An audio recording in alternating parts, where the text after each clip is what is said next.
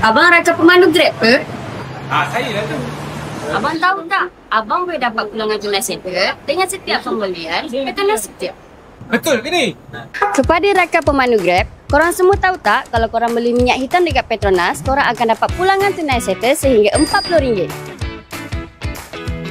Langkah pertama, nampak jarak kat belakang ni, pilih minyak Petronas Shrintium anda dan pastikan minyak yang terpilih saja. Next, buka aplikasi Settle dan bayar di kaunter.